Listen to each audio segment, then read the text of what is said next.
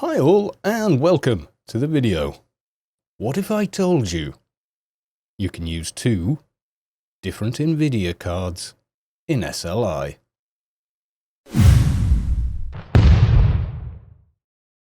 Right, so to cut a long story as short as possible, a good friend of mine, his son was off to university and had treated himself to a shiny new GTX 1070. His old card, which at the time we believed to be a 680, would have been a match for mine in SLI, and as luck would have it, he offered it to me. So I grabbed it and proceeded to unwrap it and realised, oh no, it was a GTX 670. So unfortunately, by conventional means, I couldn't use both cards at the same time and improve the frame rate in newer release titles. However, after a bit of investigation, I stumbled across a thread on the Tech Power Up forums by someone, I am guessing this is pronounced correctly, anatolymik. Sorry if I have that wrong. I started a thread some time ago, January the 18th, 2012, and it has been updated since then a great deal. In fact, it was updated this month. There are 78 pages on this particular thread, and it does cover an awful lot of ground and a great deal of information. However, the latest version, Different-sli-auto 1.5, seems to be working extremely well. Now, it wasn't a massively complicated palaver to get this done. You download, unzip, and you get a very small little folder here with an executable called Different-sli, an install command prompt, which basically means you're running stuff in administrator mode, and a readme.md, which you can open with Notepad. I use Notepad++, and it will talk you your way through the procedure. And it's a very simple process of copying one file to the folder, running the program on it, and then in safe mode, copying it back, etc., etc. And what the upshot basically means is you get this. So I'm now, there's my 680 and the 670, both in the same system, however, both connected in SLI. I'm not joking, guys, this actually works. If we go to GPU-Z, I'm going to need to run this twice.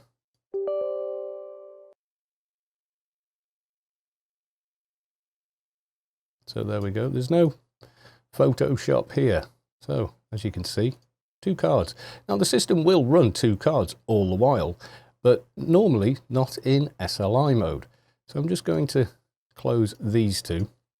Now, I used to get about 40-50 frames on average in Witcher 3 basically on medium to high settings. However, now I've done this, let's just fire up the game.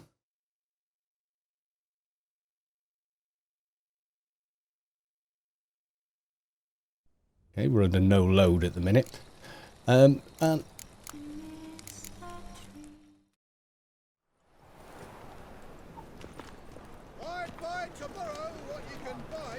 so here we are in Novigrad.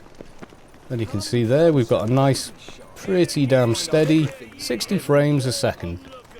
Now then, if I just show you quickly what graphic settings I'm now running. Go to the basic settings. So VSync is on. Maximum frames I've limited to 60. Resolution is 1920 by 1080. Display mode full screen. System gamma preserve is off. I don't have a really good monitor, unfortunately. Hairworks I've switched on. I've switched the anti-aliasing off and left the preset on low. Background characters ultra. Shadow quality medium. I've not even tried that any higher. Let's push that to ultra. Terrain quality ultra, ultra, ultra, ultra. Grass density I've kind of left at medium. Texture quality ultra. Foliage visibility range, yeah, I've left that at medium. Detail level at ultra, and hardware cursor on. Post processing, I've got all the blur off. I simply don't like it. Motion blur and blur off. Anti-aliasing is on.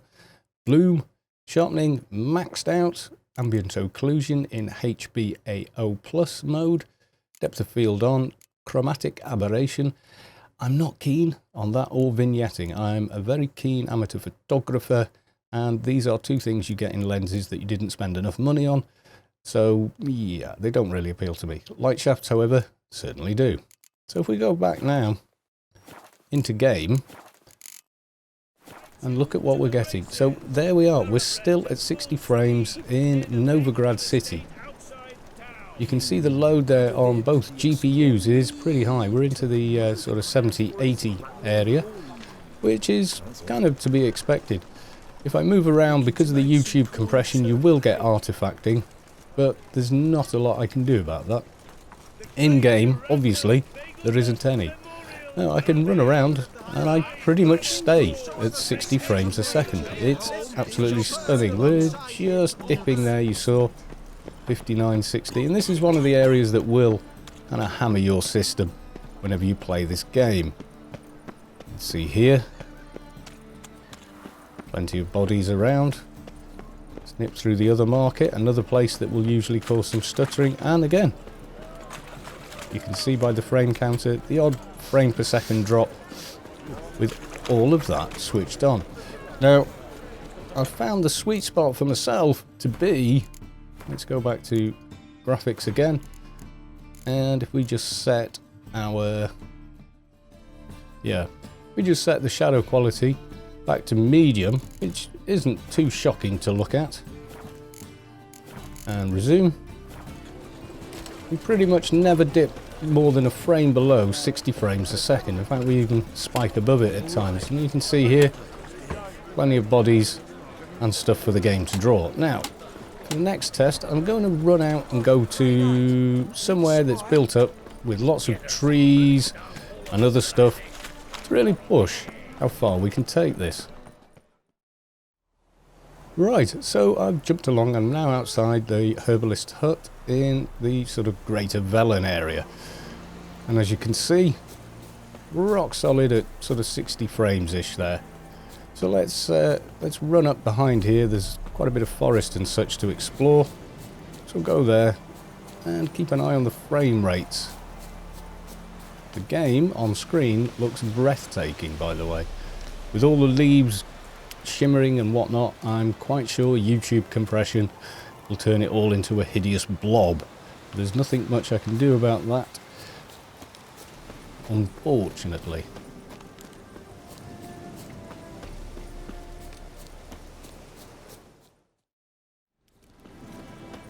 So here we are, we're entering a heavily forested area here, trying to push it, and again, no drop whatsoever. And if anything is going to make this frame rate drop, it would certainly be heavily forested areas. I'll stop moving just to hopefully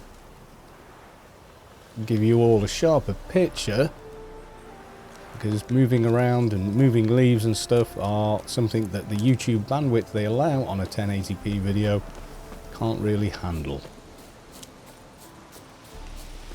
But hopefully you can see the frame counter. You get the occasional, like I say, the 1 or 2 frames just below. And bear in mind, I am capturing this as well as capturing audio. Quite a mixed side. Here's a little wyvern, which you're probably going to have a bit of a play with.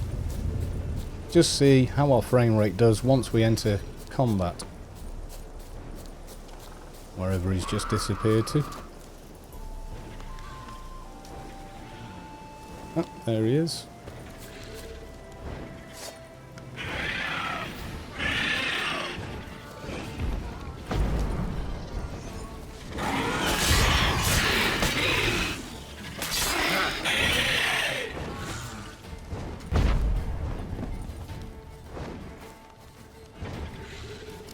For me, there's no slowdown at all. It's absolutely stunning to get this kind of performance in a AAA game like this with a pair of graphics cards who are actually 4 years old. So there we go, Different-sli. I think they should change the name to Hyper-sli, because I can't thank the guy or girl who put this together It is absolutely breathtaking the difference it makes. Okay folks, bye for now.